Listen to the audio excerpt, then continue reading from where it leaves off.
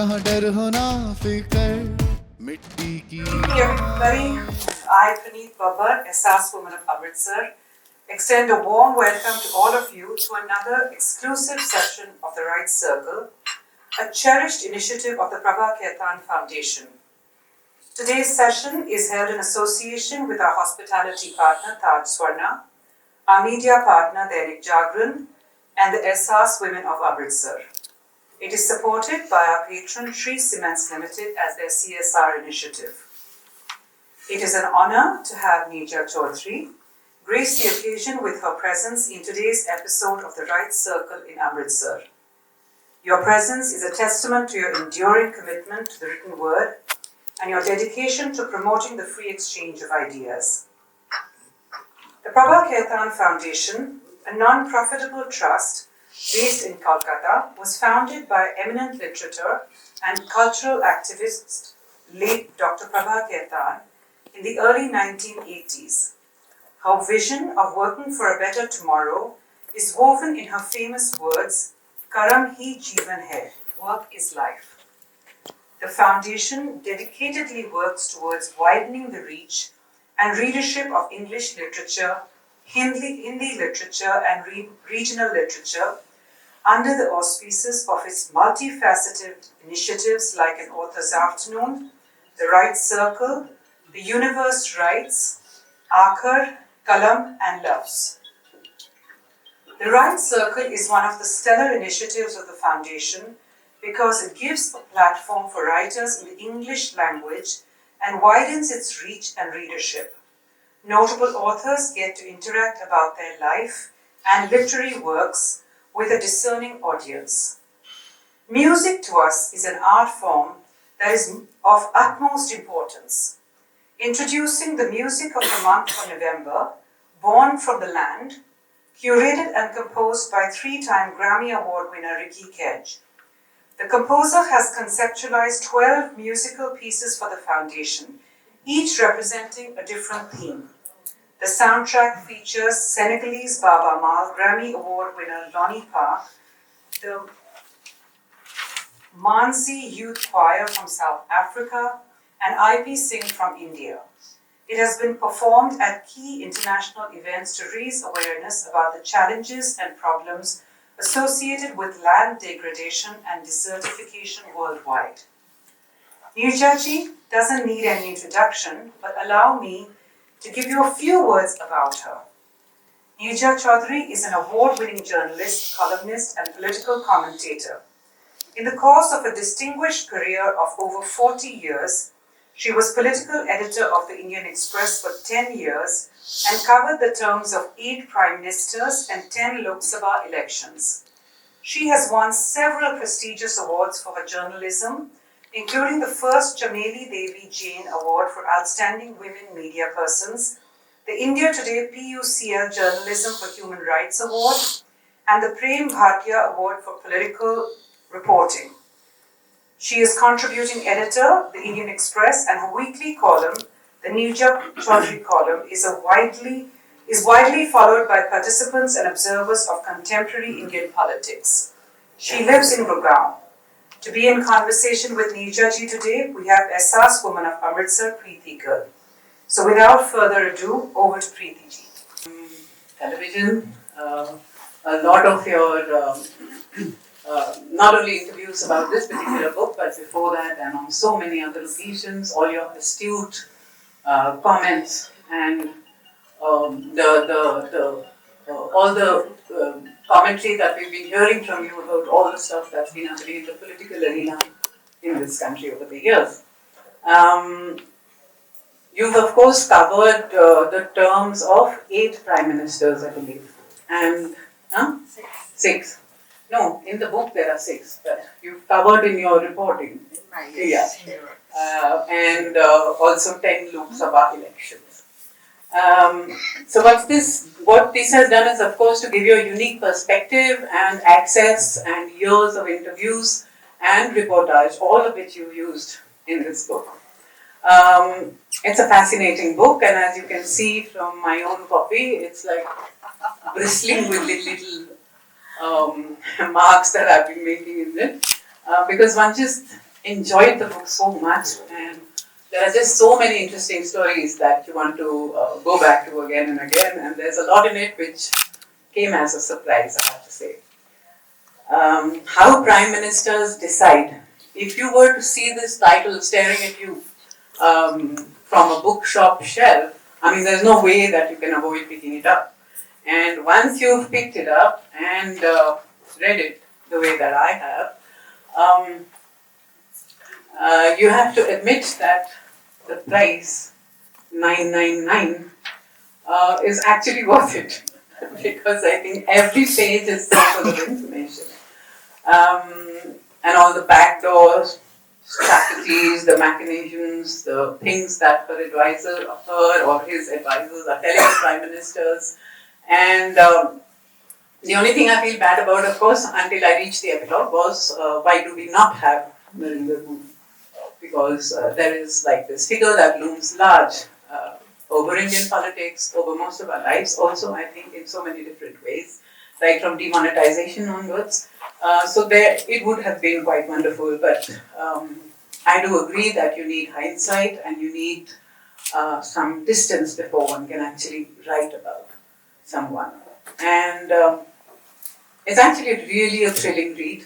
I have to say it's like a thriller because it's something that is you cannot put down. And I think I got the book about 10 days ago and I didn't stop reading it. So it was like, like you finish the day's work and then get to the book as soon as you can because there's just so much happening in it.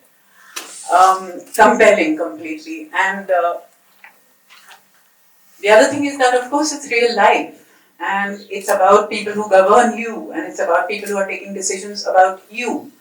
And therefore, it is going to matter what the prime ministers are doing and what they are deciding and how and why they take the decisions that they do. So I think for that reason alone, it's compelling and it's something that everybody needs to pick up and read, whether you're interested in, politics as such, but this is something that cuts to the bone because it's so close to each one of us.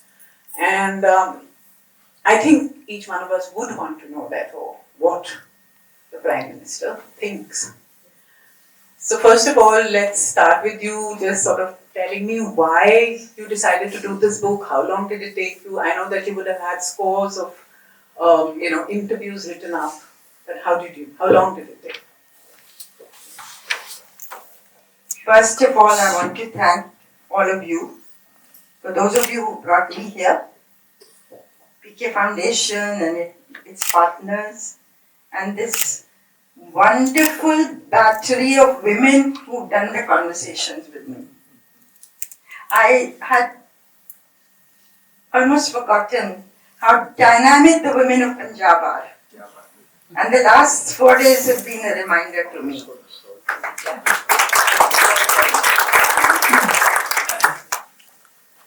And this is an area, Amritsar and the neighborhood is an area I spent time in after 1984, repeatedly coming back here and going into the villages, going into the small towns and documenting the reaction after the 1984 riots and Indira Gandhi's assassination.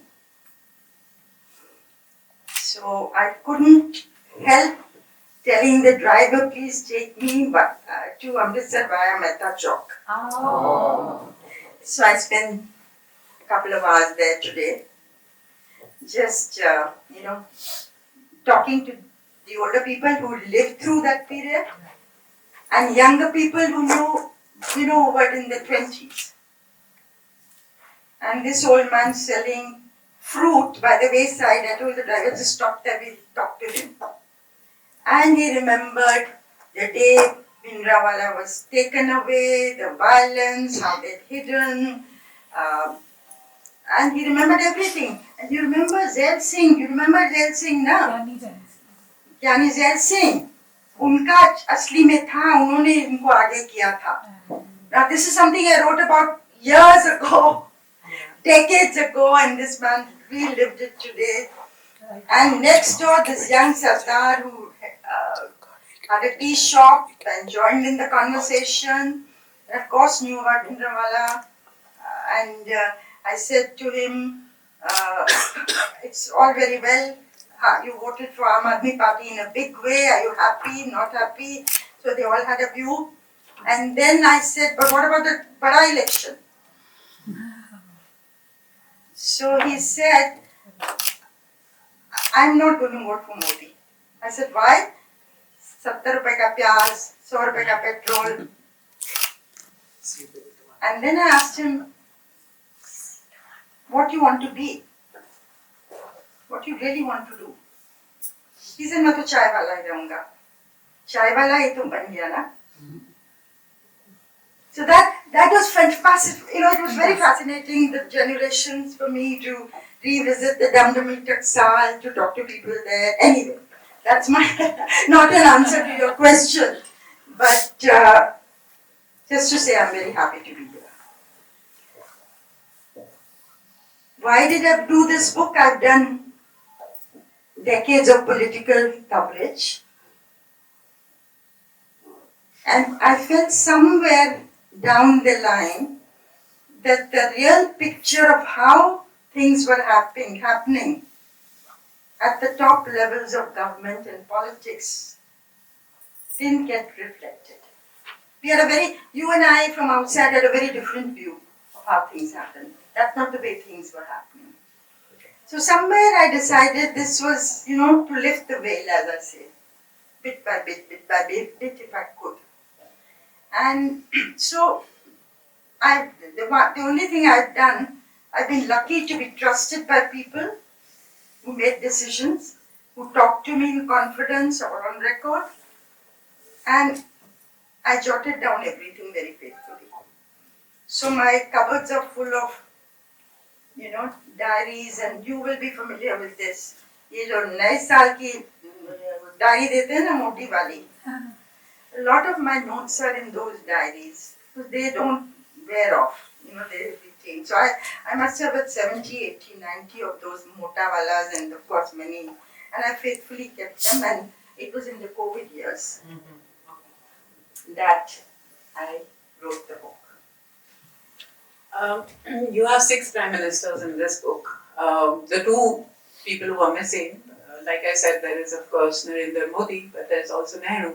How did you make this choice of the 6 that you picked up out of the 14 prime ministers? How did you choose them, A, and B, who did you think was the most fascinating study of them all?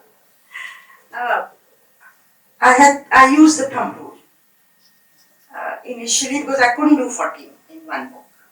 So I decided those who completed that term, those are the ones I would write about. Decisions by them, not about them, but decisions by them. But there were exceptions to that rule. I decided to leave out Nehru because I felt my own political consciousness started after that, and whatever I did about Nehru would be cut and paste. And I decided to include V.P. Singh, who just was there for 11 months, but I felt he changed Indian politics forever with his decision on Mandal.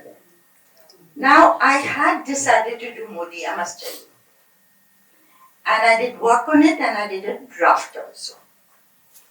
And then I had friends of mine who critiqued that. And this fellow journalist, she said to me, Neerja, ye chapter tumhara bahut halka pad jayega. And I felt, yes, it's what you say. I didn't have the hindsight of time. I felt it is work in progress, of course. But more important, I did not have enough inside stories, as I did with the other prime ministers, of how decisions got made, of that view. Some, yes. And even the ones I had, they were not ready for their names to be used. So I felt that, of course, in the case of the other prime ministers, most of the people who talked to me did so after the prime minister left office. So that advantage I had. And I also felt that Modi being the incumbent, this chapter would be picked up all over. And all the others would become, go to the back, on the back burner. So I felt I would really not be able to do justice to Mr. Modi, and he's brought about a paradigm shift in Indian politics, nor would I do justice to the other prime ministers. So I thought this is a project for the future. So we will wait for it. In your introduction, you say the Prime Minister's powers go beyond those bestowed on him, her by the Constitution. This is particularly so with a PM whose party enjoys a majority and who is popular. Who are you referring to? I mean, yes, Nehru, but it's as true of Prime Minister Modi today. And I mean, the fact that he's not in the book, but there are constant references, there are constant, I won't say comparisons, but there are things that you talk about where you will bring him in when you're talking about somebody else. And of course, in the epilogue, it all sort of comes together. But, these lines are very telling, I feel. And then you go on to say the PM can control the entire system of governance through appointments to CBI, CBC, DCI, etc., etc. So all of that as well, I mean, because we're seeing so much of it in the papers every single day. So these are the kinds of things that when I said earlier that this is what cuts to the bone, I mean, these are the things that seem to speak to each citizen, I think. When I refer to the Prime Minister, I'm also referring to Indira Gandhi. The two powerful Prime Ministers India has had, Indira Gandhi and Narendra Modi. And in between it's a coalition era essentially. Leave Rajiv Gandhi out. Narasimha Rao was also coalition government to start with. Of course, he broke parties down the way and made it into a majority. So for 25 years, we had coalition governments. And Indira Gandhi also was powerful, popular, ruled through the PMO. Ministers didn't have the kind of haisiyat that otherwise in weaker governments they did. So, and that is a given. If you have a Prime Minister who can win elections for the party, which Indira Gandhi was able to do and Narendra Modi is able to do, then somewhere, of course, a Prime Minister appoints ministers, can dismiss them, that power is there, that makes him powerful. Apart from the power which I've discussed, in terms of transfers, many ways in which a Prime Minister is powerful. The ministers cede their power to the Prime Minister also because he's in a position to win them their elections. So people don't question things in the cabinet meetings. And of course you had the Manmohan Singh model. Manmohan Singh used to say very little in cabinet meetings. And it was Pranab Mukherjee who ran the show and who headed so many committees through which the government ran. Of course, there are different models that have happened, but essentially, a strong Prime Minister, a powerful, popular Prime Minister has his way. Of course, I.K. Gujral used to say this many times. He says even the weakest of Prime Ministers is a very powerful Prime Minister in India to be able to do things. And yet, I say this, you and I think Pradhan Mantri to kuch bhi kar lenge. But that's not the way things work because there is a whole host of pressures on a Prime Minister. Ground level pressures, lobbies, national, international. It's got to navigate a minefield. Yeah, that becomes quite apparent. And if we can go back to Indira Gandhi, and because you also started with, Punjab and you're traveling to Amritsar and then stopping on the way to talk to these people.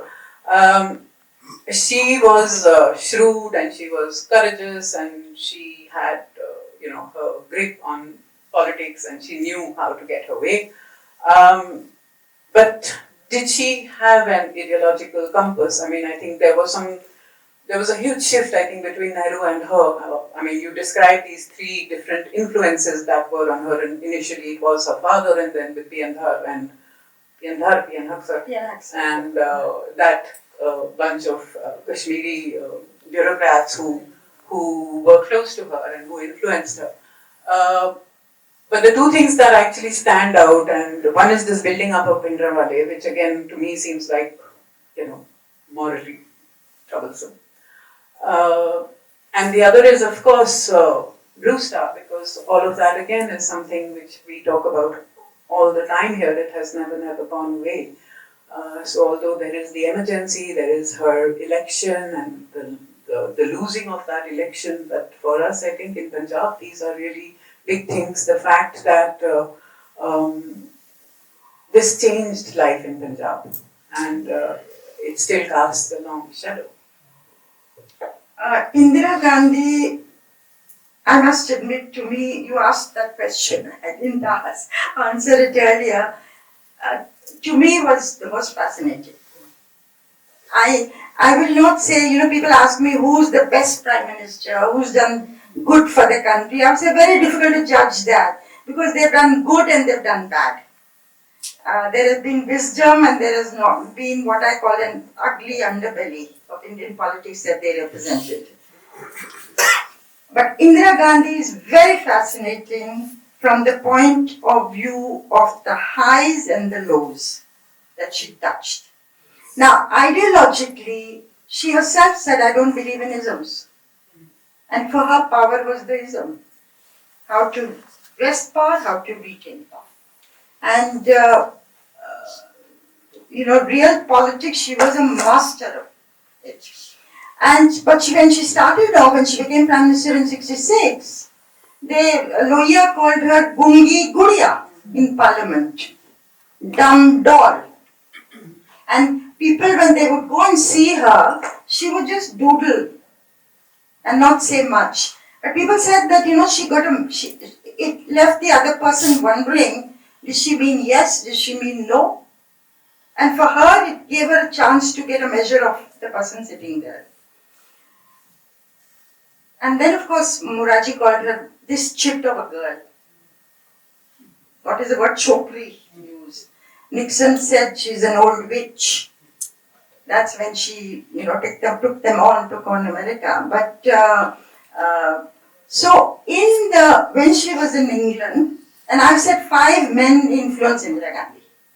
Her father, her husband Firoz Gandhi, P.N. Huxer, who was her principal secretary from 67 to about 73. That was, I would call it Indira Gandhi's golden period. Huxer was the main influence. He not only followed what she told him, he generated the ideas. The nationalization of the banks, the abolition of privy passes. Those of you who are older will remember all this. Younger ones of you, of course, it's all detailing. And that's the time when she got the better of the old guard in the party and came into her own. So P.N. Huxer, Jayaprakash Narayan, who took her on. Nehru offered JP Deputy Prime Ministership in the early 50s, which JP turned down, and then he turned to working with Vinoba Bhave on land to the landless, but that's a separate story. But JP was another one, but above all, her youngest son, Sanjay Gandhi. So those are the 5 influences in her life. But her ideological, she was left of center when she was in England, where she met her, where she was with her husband, who was then at that time not married. Then she turned right when she became Congress president in the late 50s. And she persuaded Nehru, her father, to dismiss the communist government in Kerala, which was a very controversial decision. So she turned right wing. Under Huxer, she turned left again.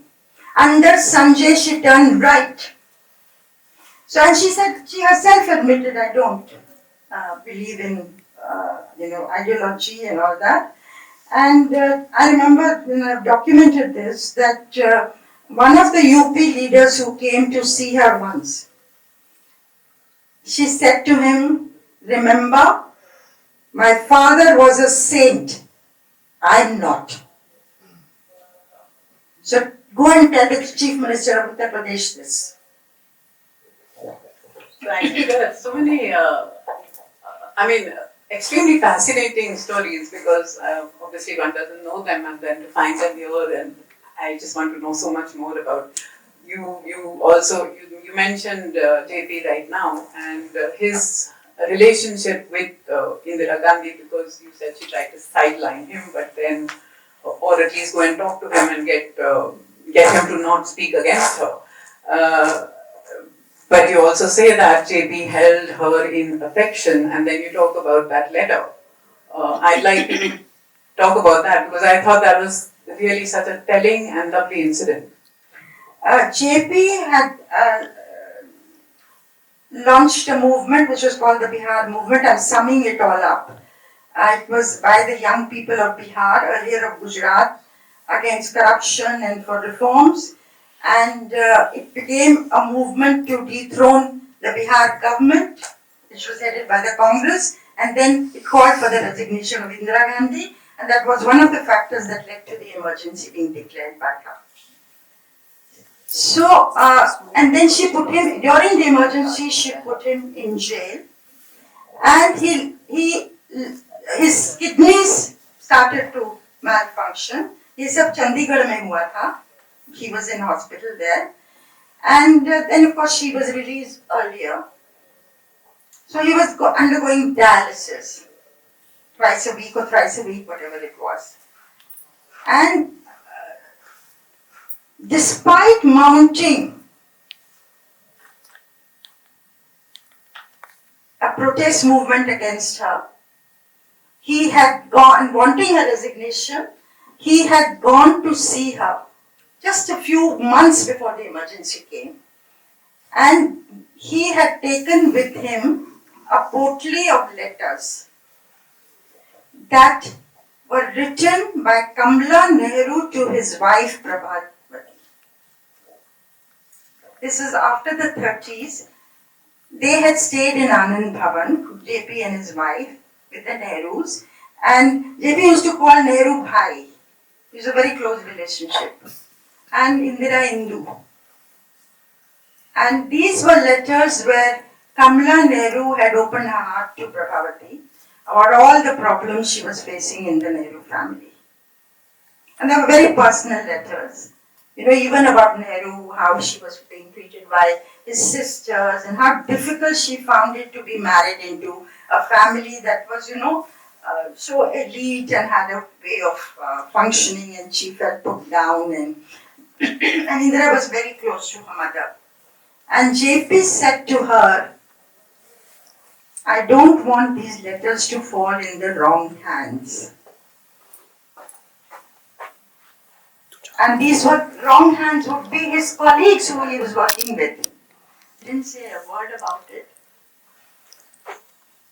And people who told me from the Gandhi Peace Foundation who read those letters, who were living with JP at that time, the content of those letters.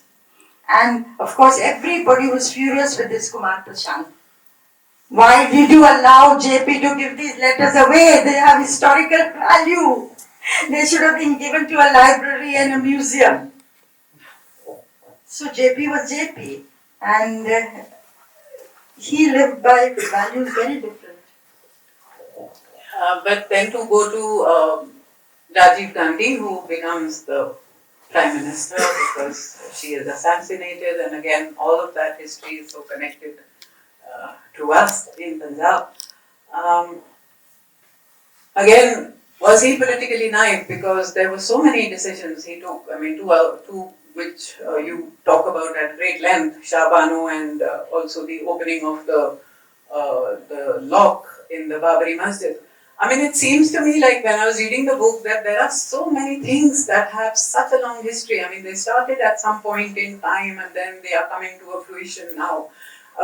We start looking at what's going on presently as something that has just sort of popped out from somewhere, but obviously it hasn't. And when one reads a book like yours, it's sort of giving you this entire, the narrative, the chain of events, the way the whole thing has obviously happened. And so I would like you to talk about, him being such a naive prime minister, not knowing that all of these things and what they would unleash, and also the almost Machiavellian presence of Arun Nehru was sort of influencing so many of these things. And once again, because so much of it was to do with the Sikhs, for example, in 1984, the horrors that were unleashed at that point. So if you could just talk about both of these. You know, if there was an accidental prime minister, it was Rajiv Gandhi. Morning, he was campaigning in West Bengal. At 7 o'clock that evening, he was sworn in as the Prime Minister of India. Now, when he joined politics after Sanjay Gandhi's death, his brother who died in an air crash, he said, I did it to help Mummy. He was a very reluctant entrant, and P.C. Alexander has, I'm sure many of you have read this, P.C. Alexander has documented in his book that when Indira Gandhi's body lay on the 8th floor at All India Institute of Medical Sciences in Delhi, Rajiv had just arrived, Sonia Gandhi had taken the body in the morning to the hospital, and Sonia was pleading with Rajiv not to enter politics, not to take up prime ministership that everybody was asking him to do. And actually Arun Nehru had maneuvered the situation in such a way so as to prevent Pranab Mukherjee from being sworn in and Rajiv to be sworn in. And so he had been quietly talking to the Congress leaders. So Rajiv was a reluctant entrant in politics, inexperienced and politically naive. But he was also very futuristic. He wanted to take India into the 21st century.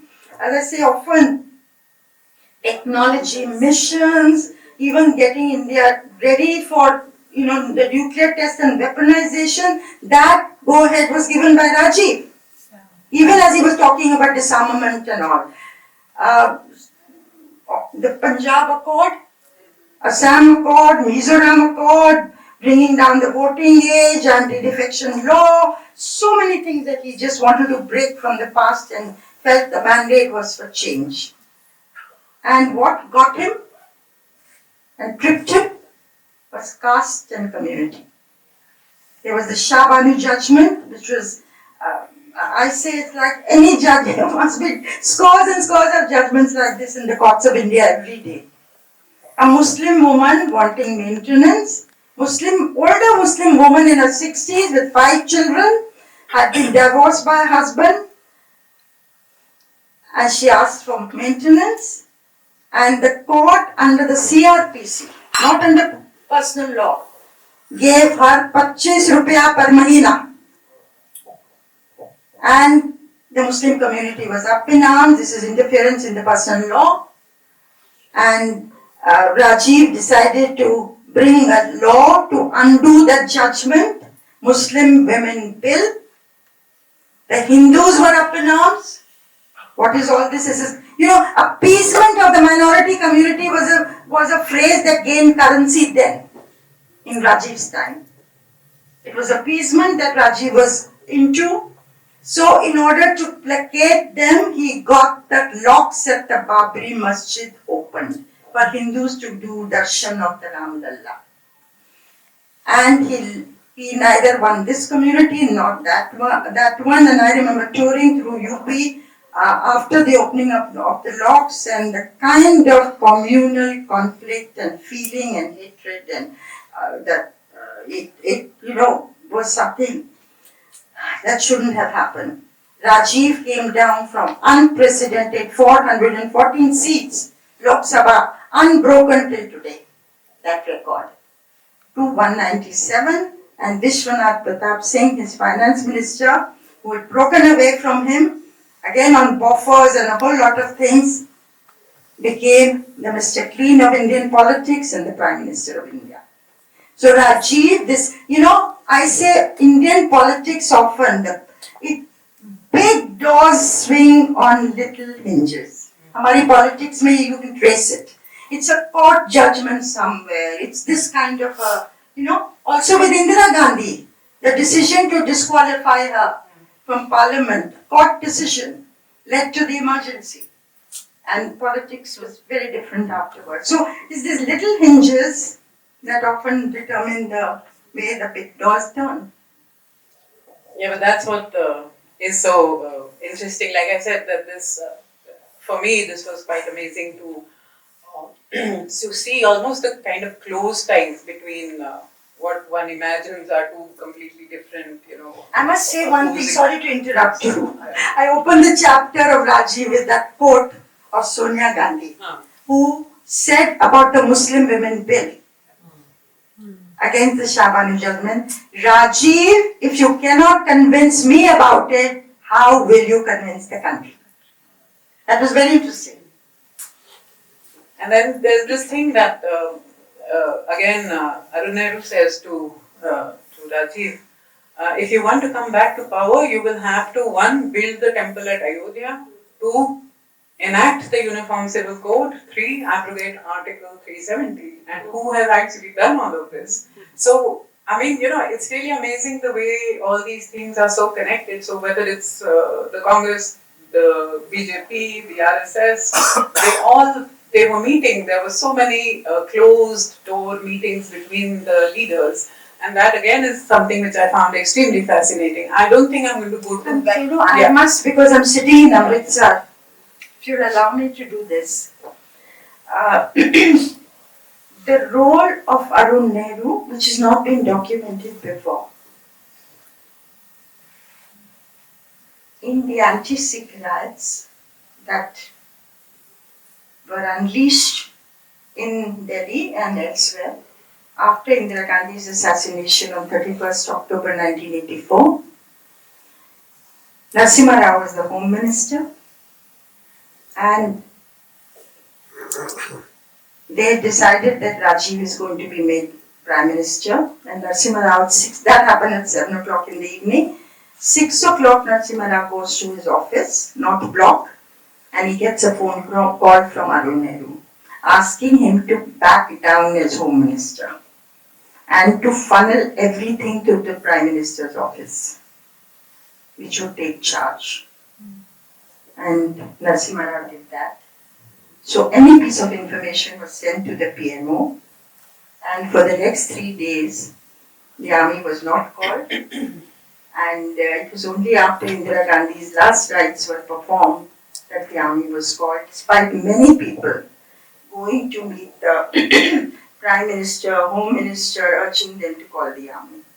So Arun Nehru's role at that time, and later, a year after Rajiv became Prime Minister, this conversation that you're referring to, he said to Rajiv, and he was the power behind the throne in those days, he said, Rajiv, you think you became Prime Minister just like that?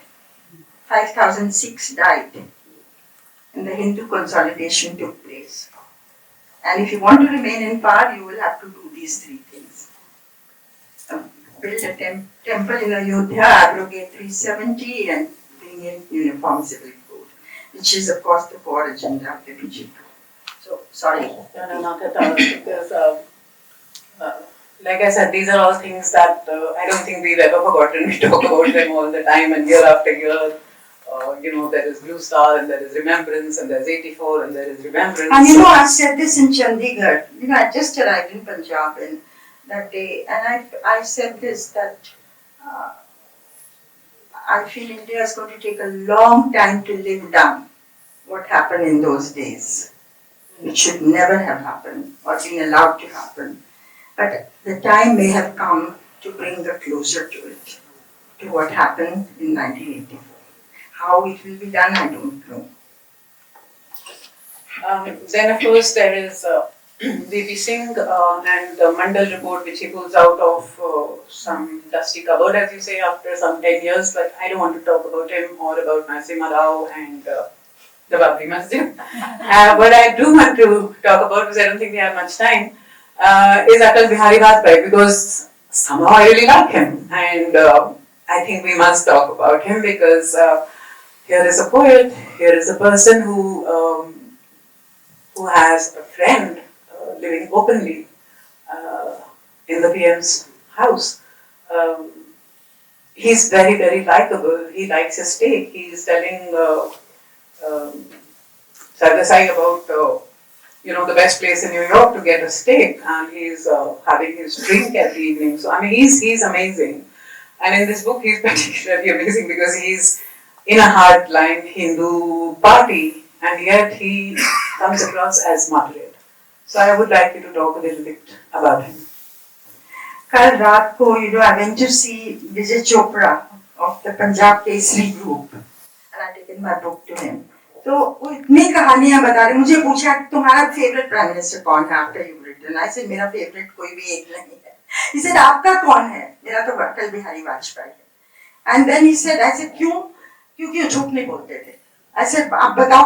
So he went into incidents, very fascinating. I wish I had a tape recorder that I taped him. He said, for instance, मैंने पूछा और हमने छापा भी था कि आप शादीशुदा तो नहीं है, लेकिन आप ब्रह्मचारी है क्या?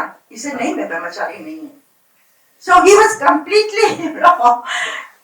Vajpayee was a very colorful personality. You're talking about knowing the best steak in New York, where it was to be found, his drink in the evening.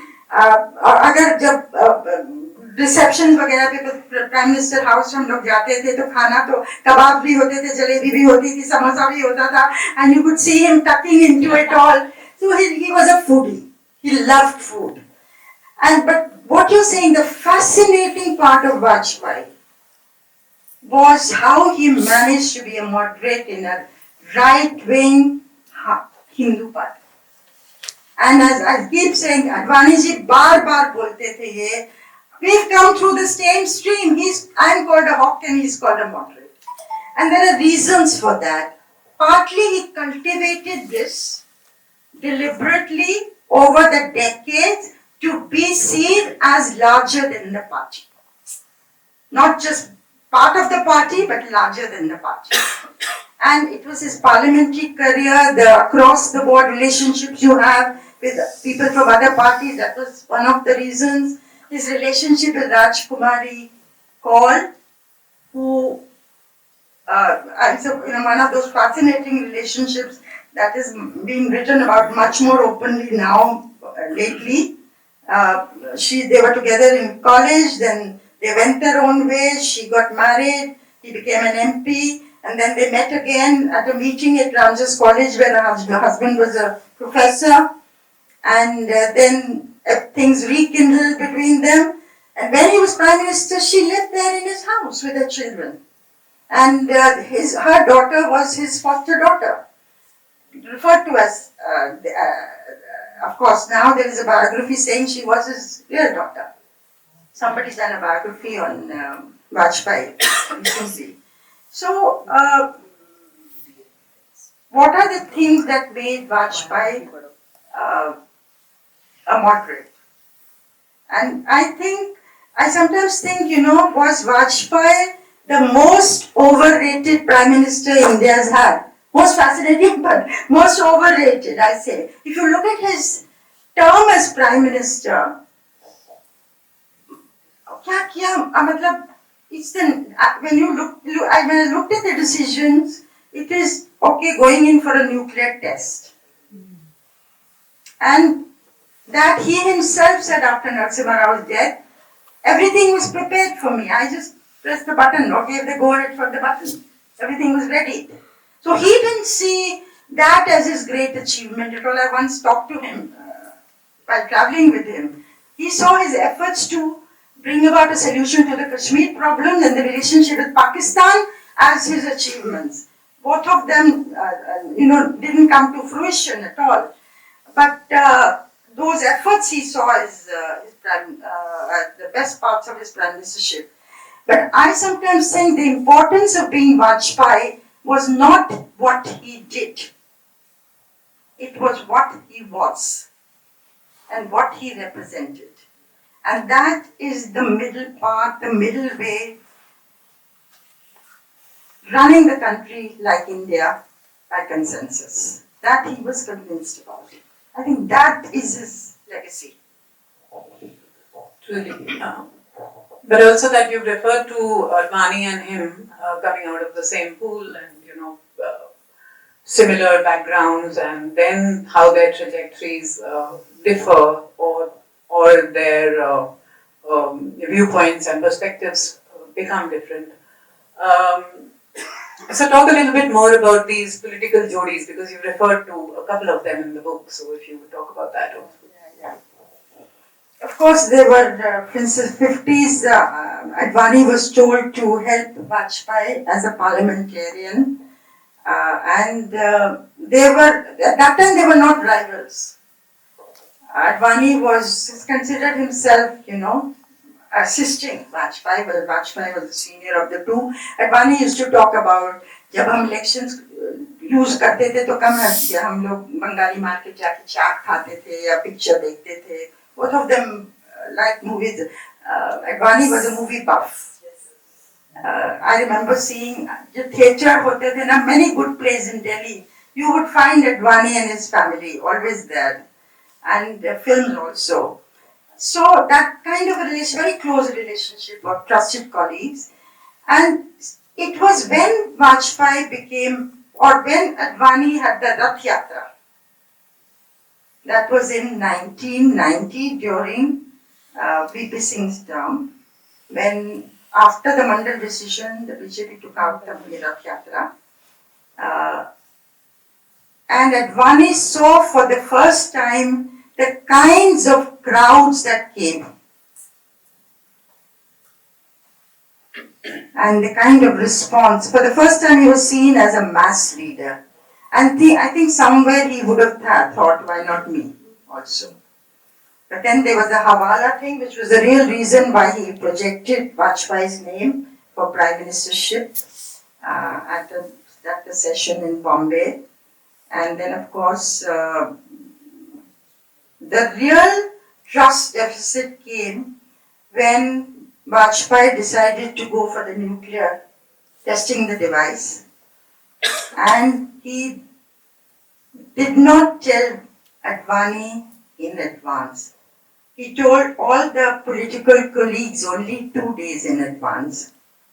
The only one who was privy to this was Brajesh Mishra, his number 2, who was called de facto Prime Minister, by the way, because Vajpayee left all the nitty-gritty of decision making to Brajesh Mishra, probably the most powerful bureaucrat India has had, even more powerful than P.N. Afsar. Because Vajpayee didn't like going into the nuts and bolts of policy making. So I remember going to see Advani the day Vajpayee announced that we have tested today. So from the Prime Minister's office, I went to Home Minister's office, hoping that Advani ji honge, log honge, one sort of gets more information. And I found Advani agreed to see me. He was all alone in that room. No crowds, nothing. And as I talked to him, tears kept welling in his eyes, bar. And he talked of not the tests, because that had been a dream of the Jansangh for decades, including Advani. He talked about how he almost died in Coimbatore, the attack on him, all that they had done, and so on. And I came away feeling that Advani was probably very deeply hurt that he had not been included in a decision so vital to him and the Jansangh, given the relationship that the two men had. And after that, the distancing continued, and the pressures on Vajpayee continued. And 2002, of course, he made Advani the Deputy Prime Minister. And then Vajpayee was, on a slippery slope after that. Any others you would talk about? I mean, of course, we all know about Prime Minister Modi and Amit Shah, but the other Jodi. That's also a very fascinating Jodi of Indian politics. Advani and Vajpayee were equals or near equals, rivals, though collaborators. They never brought the relationship to a breaking point, by the way. Never. When Vajpayee sued for peace, he called up Advani and said, Kamla ji ko bolo, main aa raha hu Sindhi kadi khane. And we went to the house, they sort out things or whatever. You know, they never, there was something between the two men that they sorted things out. They didn't push it beyond the brink. Amit Shah, very important to Narendra Modi. We write Modi Shah. Normally, no Prime Minister likes to be clubbed with anybody else, particularly a powerful Prime Minister like Narendra Modi. So he is integral to his functioning and to building up the party the way he's done into the largest, most formidable election machinery anywhere in the world. And yet Amit Shah will not consider himself as an equal to. He would call himself the Hanuman. So it's also a very fascinating relationship. And the relationship, let's see where it goes. And but a jury to watch. Another person who is also extremely fascinating because she's there still, and she's still part of the what should I say, behind the scenes, Sonia Gandhi. So if you would talk about her, because of course by giving up becoming Prime Minister and instead crowning Manmohan Singh, whom nobody really expected, she was looked upon as this very, self-sacrificing kind of person, and apparently also you write about that little speech that she was to give and what was there and then how that was changed, to appeal more to people. So Sonia Gandhi, because she's still there and still propping up the children, and we are still thinking that maybe, this is going to happen at some point. You still have her as this very powerful force opposing the BJP. So, I believe Sonia Gandhi influenced 3 prime ministers. Her husband and Narasimha Rao and Manmohan Singh. In Manmohan Singh's time, she was half prime minister. That we know. The political side of decision making was done by her. And Dr. Singh, Dr. Saab was supposed to look after the administration and governance and so on. How that divide was supposed to work, one doesn't know. But Ahmed Patel used to often say, Dr. Saab, ye to hamara ho hai, we were supposed to do this. But today, if you look at it, Sonia Gandhi is probably the tallest leader in the Congress party. 20 years Congress president, the longest ever. A foreign origin, Italian born woman who acquired that position. And I think it is one decision, because of one decision, that she gave up prime ministership. and that's what advice as well. And that made her acceptable to the party, to the country in a way that would not have happened otherwise. And I have, Congress people used to say at that time, and she decided not to take a prime ministership. She was almost there. The Congress Parliamentary Party had elected her as leader. That Saturday, that Sunday, the UPA Parliamentary Party had elected her as leader. Monday, she had decided not to take it up. And the real story which I have documented, quoting Natwar Singh, who happened to be at that meeting where this was played out. He went there to 10 Janpat Monday afternoon, and he happened to be looking for Manmohan Singh. And so they said, 10 Janpat pe hai, aap chale jaiye. And because he was such a frequent visitor, secretaries also said, aap andar chale jaiye. Inside there was a distraught Sonia, there was Suman Dubey, there was Priyanka, and very soon Rahul walked in, and Rahul said to his mother, they killed my daddy, they killed my father, in 6 months' time they will kill you. And if you become Prime Minister, I will do something drastic to myself. And he said, I'll give you 24 hours to think about it. And she decided not to take it up. And of course, she decided on Dr. Manmohan Singh. He was the best choice for her. He didn't have any individual following, agenda. And then this speech that she gave in Parliament that you referred to, where she talked about being guided by her inner voice. By the way, I haven't written this in the book, but one of the national editors helped to craft that speech. It was a very boring speech according to one of the Congress leaders, very mechanical kind of speech, which this person said must have been written by Ahmed Patel and some others. And so she said, this is for posterity. And so she got the help of a national editor to do that speech. Which is a very fun speech, by the way. One last question, because I think you should tell us what are your takeaways. That I think we should end with that. Your two broad takeaways that you mentioned. My two broad takeaways during the book are decision making in India is very ad hoc. Short termism. When leaders at the top take decisions, it's not that the background thing has not been done.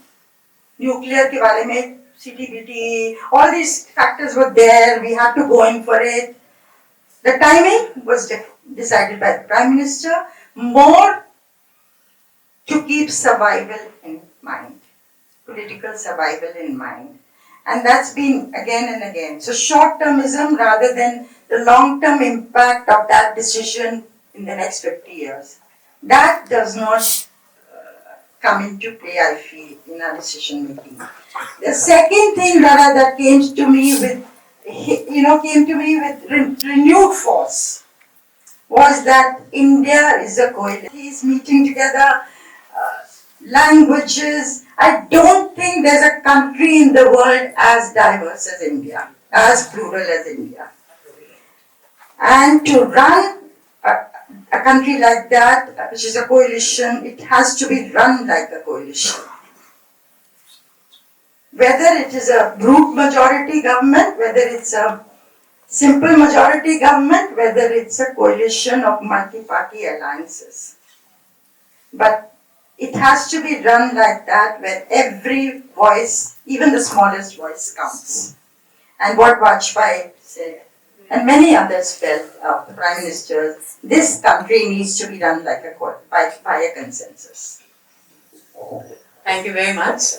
This has been fascinating. Thank you very much for the book. I highly recommend it.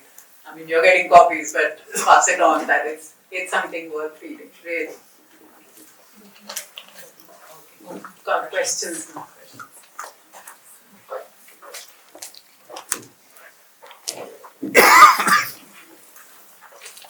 Neerja ji, in every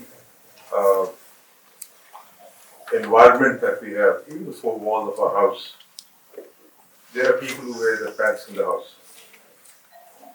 In my house, my wife wears the pants in the house. But having said that, in India, one finds that Indira Gandhi and today Modi have made decisions and which have impacted the nation considerably, and the nation has gained strength.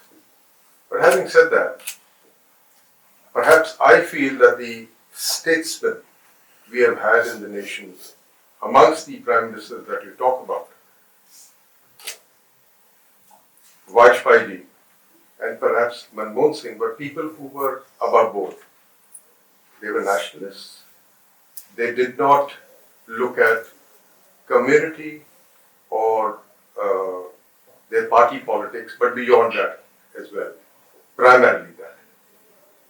But let me ask you, amongst the six that you talk about,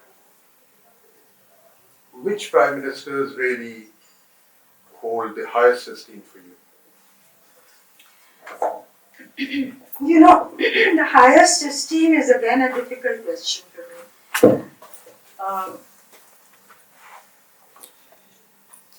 I would say there are, as I said at the beginning, there are the good things they did and there are the bad things they did. And because the more I've gone into it, I find it difficult to make that judgment. I can't say there's anyone that I could say holds the highest esteem for me. Maybe in the future there'll be somebody. You're waiting for that. But I really truly cannot answer that question. I'm not, sidestepping that question. I will still say that this is a kind of a twisted question which was asked to you yesterday by the chief editor of Punjab Kesari, who's the favorite prime minister and who is the highest, ranked prime minister in the six. But you're sidestepping. I don't know whether I'm sidestepping. Indira Gandhi, as I said, I find fascinating because she was a woman. How a woman managed to, navigate so many difficulties, get the better of her opponents, nationally, internationally. मुझे fascinate करता है. That story fascinates me. And Indira Gandhi is one prime minister who I've written about who I've not covered. But I found it a very fascinating thing to go through what she did, how she. But it was also she brought Indian politics to a new low. To the high as well as to a new low.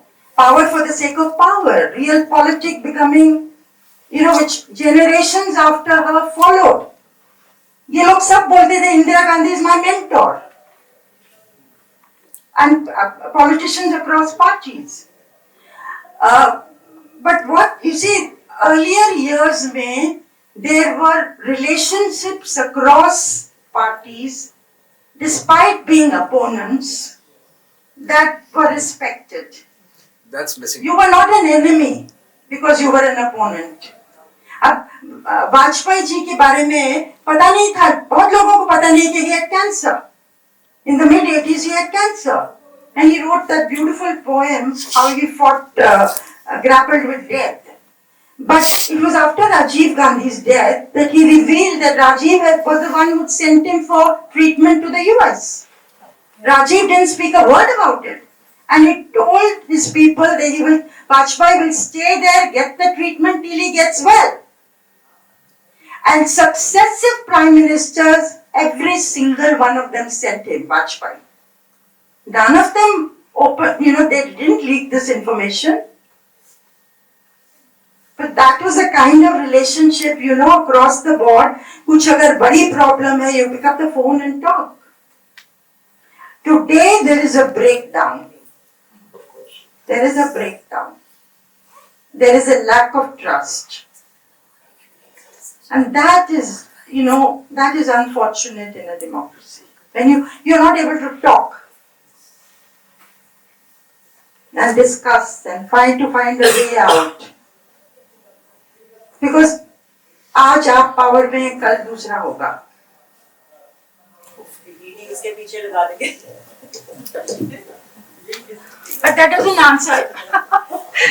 I think a lot. कि मुझे fascinating. None of them make me feel excited. कि भाई. Tomorrow's a new day then. Tomorrow's a new day. Yes. Actually, I'm almost 80 now, and I have seen from Nehru onwards to till this day.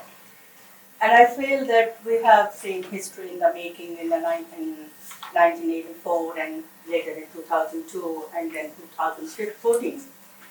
And interestingly, I've come across a response from the younger generation. A young man, who was talking to me a few days back, and we talked about Amritsar Singh, who was, put up. I'll use the word put up last year in Punjab. And he said that, Auntie ji, देखो पुराने तुसी लोगों की generation ने, your generations come to the influence of Bhindranwala. Look at us, we have become wiser. We have rejected Amritsar Singh. So I think that this whole scenario has brought a political consciousness amongst our young people, and that's a hopeful sign for the future. And I'm very sure, after the last 10 years, the last decade that we have seen, people are going to vote very logically and responsibly and judiciously this time. Hopefully, let's see what happens. And I'm, very hopeful about Indian psyche, because Indian people are, they have their raw wisdom. She's my senior.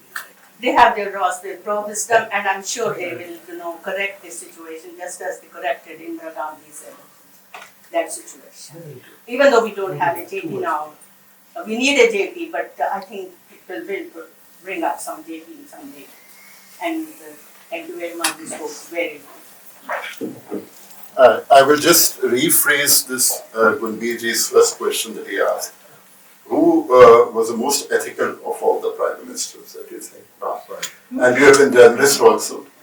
And what are your future predictions of prime ministers in India, coming prime minister? Thank you. Manmohan Singh is considered an upright prime minister, but then a lot of corruption went down around him and allowed it to happen.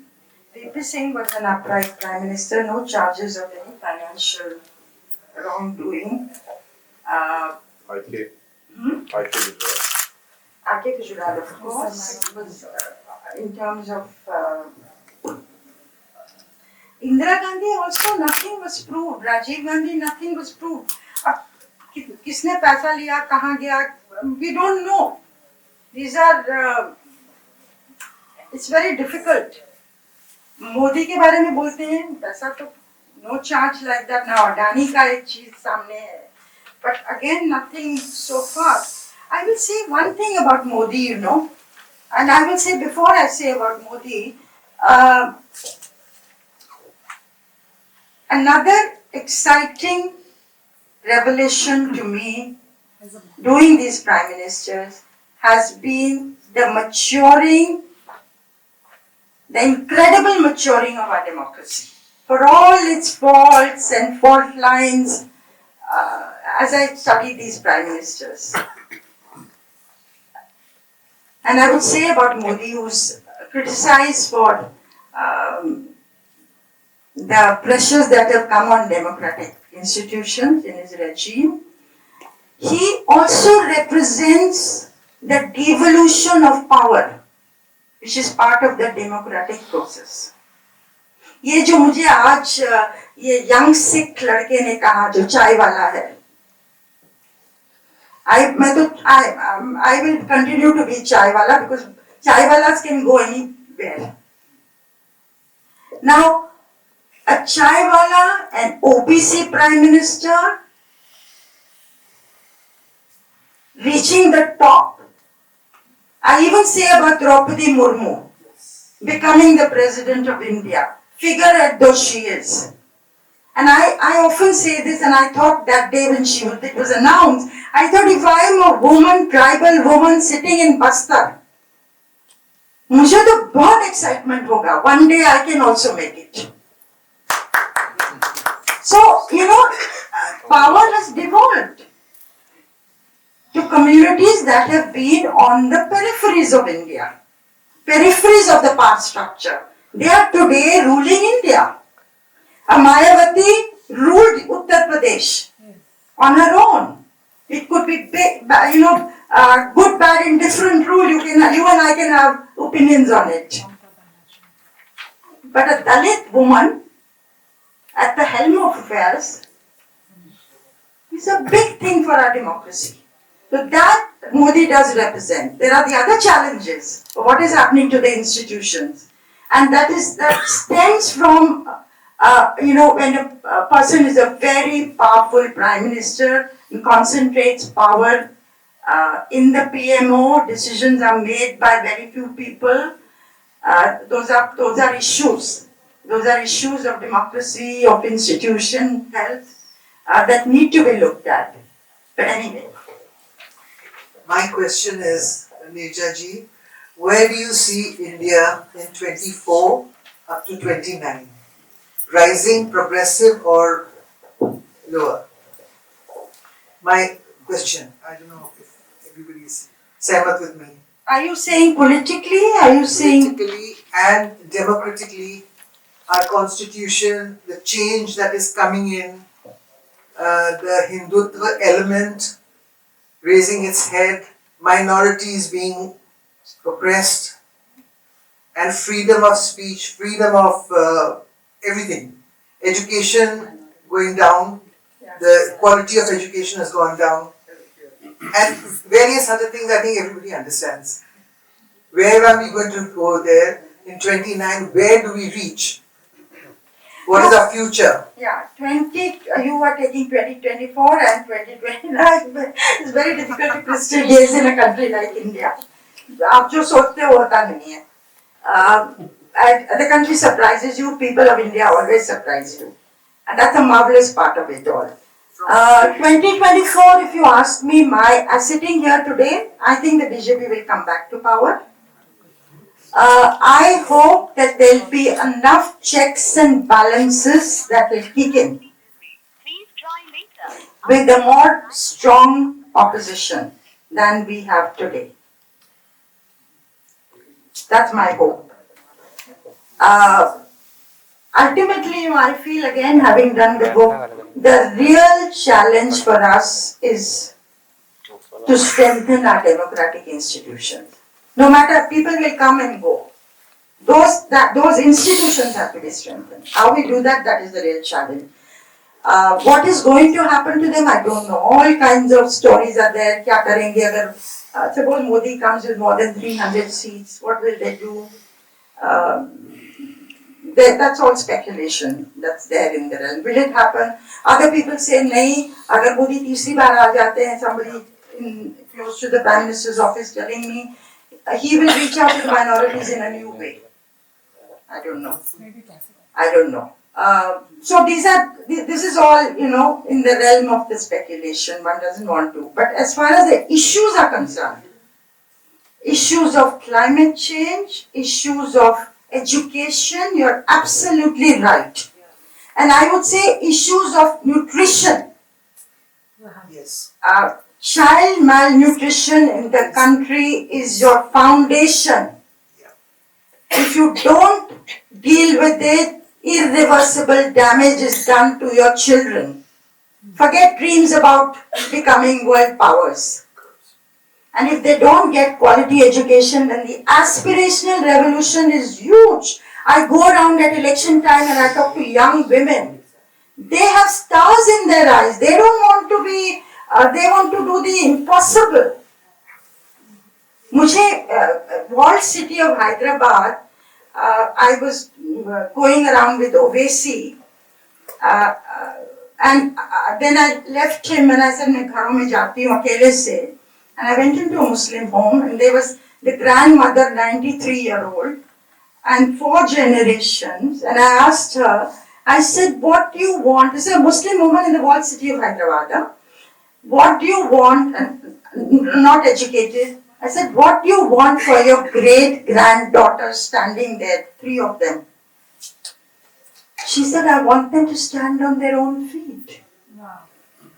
She didn't say, मुझे इनकी अच्छी शादियां हो जाए, अच्छे घर मिल जाए. None of that.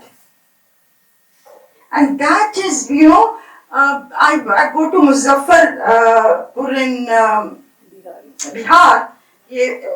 Japanese encephalitis हुआ था.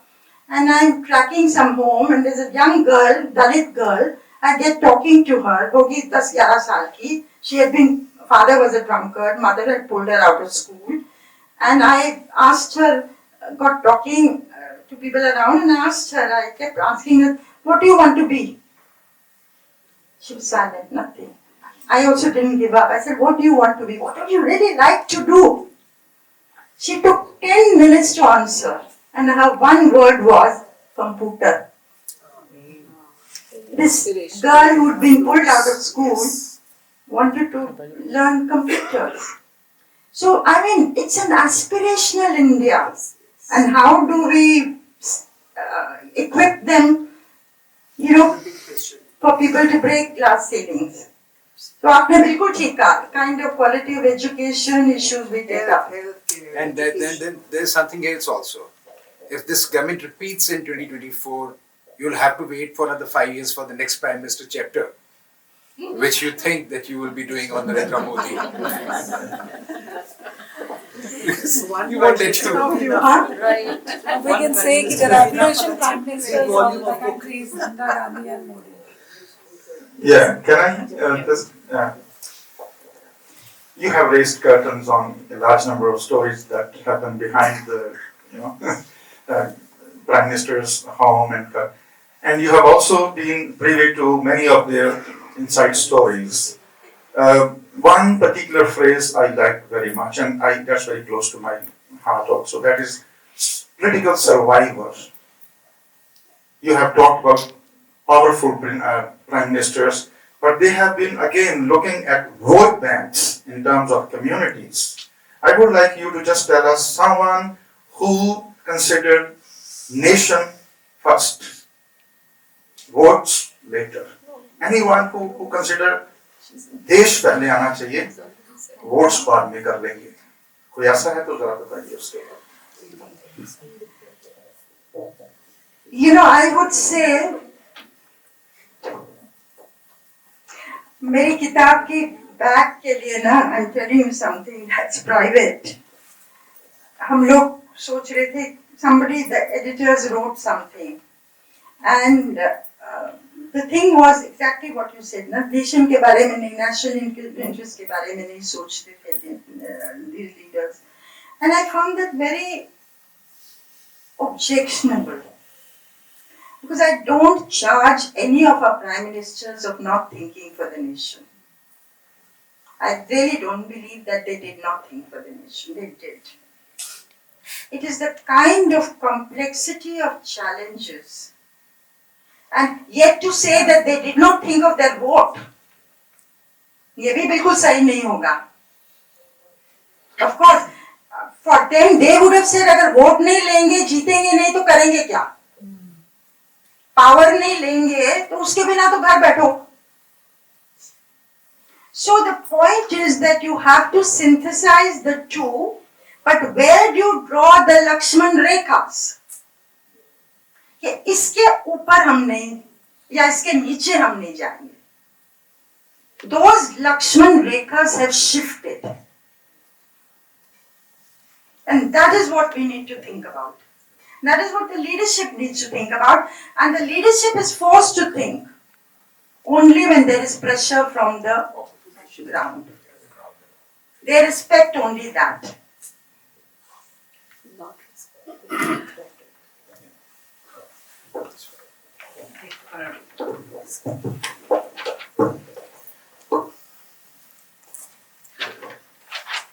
Thank you so much, Neerja ji, for an incredibly fascinating session. On behalf of the Prabha Khaitan Foundation, I would like to express my sincerest gratitude to Neerja Chowdhury and the evening's conversationalist Preeti Gill, Ehsaas woman of Amritsar, for skillfully navigating the discussion. I thank our distinguished hospitality partner Taj Swarna. Today's Right Circle session was in association with media partner Dainik Jagran and with the undying support of the Ehsaas women of Amritsar.